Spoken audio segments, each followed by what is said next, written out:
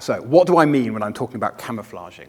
Well, this is a term that I think was coined by Lorna Wing, the great British sort of autism pioneer, autism research pioneer, which has kind of taken hold in the literature and is increasingly widely used. And what we're talking about here are a collection of behaviours used to mask autistic symptoms or autistic characteristics in social situations, and or the performance of behaviours to compensate for difficulties associated with autism.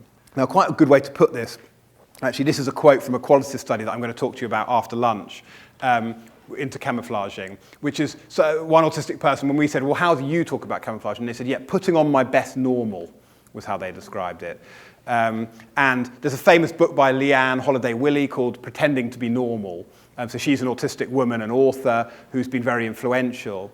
And I've heard a lot of autistic people talking about pretending to be normal as the kind of phrase. You hear terms like passing as well, and all sorts of other things. Or, all sorts of things. But the term I use is camouflaging. So when we talk about camouflaging, I've talked about it having two fundamental components in the way that we conceptualize it. And one we call masking. So this is when you kind of adopt strategies to hide the fact that you're autistic.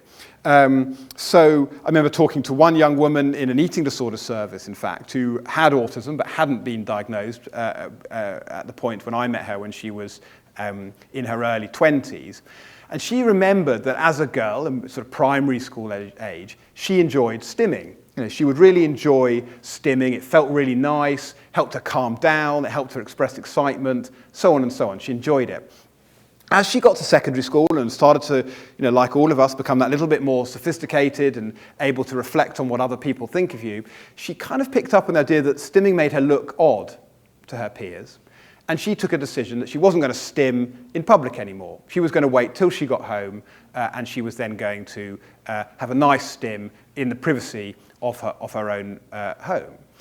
So that's a simple example of camouflaging. Interestingly, I've noticed from quite a few autistic girls and women that some seem to adopt this strategy, often not even meaning to, of instinctively mimicking other people that they're with as a way to sort of cover up the fact that they don't actually quite have confidence that they know how to behave in a certain situation. And I remember, again, in one of our studies, parents talking about how their daughter, they lived in southeast England, and this daughter had gone off to like a Girl Guides camp, and this camp was in a place called Liverpool, in the sort of north of England. And she'd come back from this camp 4 days later, talking with a thick Liverpudlian accent. She didn't know she'd done this. She had just instinctively kind of copied the other people around her, because she sort of felt that that's just what she had to do to sort of survive and to mask her autism. And then gradually the accent sort of wore off as she settled back into life in southeast England. But that's an example of a kind of instinctive mimicry. And I have spoken with some autistic women who said it took me years to realize I was even doing it, actually. So compensation, we distinguish between masking and compensation. So here we're talking about adopting certain strategies, learning certain repertoires, learning certain skills to help you sort of manage day-to-day life, manage life in a sort of neurotypical world as an autistic person. So I think perhaps the most striking example I've come across was, again, as I'll talk about this afternoon, I've done a bit of work with women who have eating disorders as well as autism. And this was a young woman who was in recovery from anorexia nervosa, but she was still in a kind of inpatient, an outpatient setting in an eating disorder service.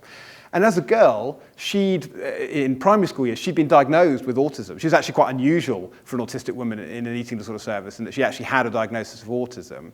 And her sister also was autistic.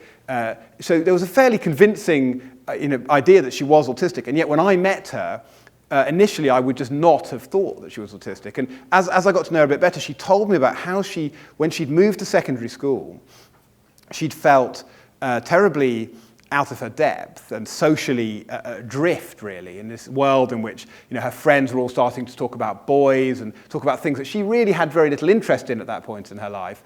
And the safe structures that she'd used in primary school to sort of manage the social world were kind of melting away and being replaced with a much more complex social world that she was expected to function in.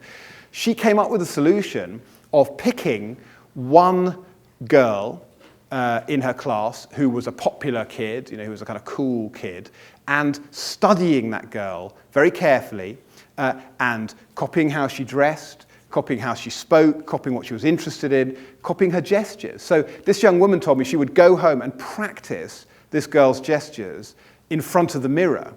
And through that, she developed a sort of persona that she could put on and adopt and use to put on her best normal, to be pretending to be normal. So that's what I'm talking about when I mean sort of compensation. Now, measuring camouflaging is actually quite tricky because by its very nature, we're so used to, because we don't have biomarkers for autism, we don't have brain scans or blood tests, what we're left with when we're trying to assess somebody for autism are their overt behaviors, what we see and what they report. And yet, of course, the whole point of camouflaging is it's about a sort of gap, if you like, between how sort of inherently autistic somebody is and how they can present when they're camouflaging. So it's a tricky thing to measure, and we're in early days of trying to work out how to measure it. And again, after lunch, I'm going to tell you a bit more about work we've done in this area. But there's been several people, Meng-Xuan Lai in Toronto is particularly kind of sort of been very creative in sort of driving this forward, who've tried to measure camouflaging by creating a kind of contrast score where you try and measure as far as possible how, in quotes, how autistic somebody is, maybe using self-report or using an ADIR, and then you contrast that to how they come across as measured by the ADOS. And so you get a discrepancy score. So you could have somebody who scored really high in terms of their autistic traits on the AQ, but actually on the ADOS, they presented as somebody who had minimal autistic traits. So that would be a profile of somebody who's deemed to be a high camouflager, whereas you could have somebody who scored high on the AQ and also showed lots of symptoms on the ADOS, and they would be deemed as a low camouflager. So that's one way in which people have attempted to get at this.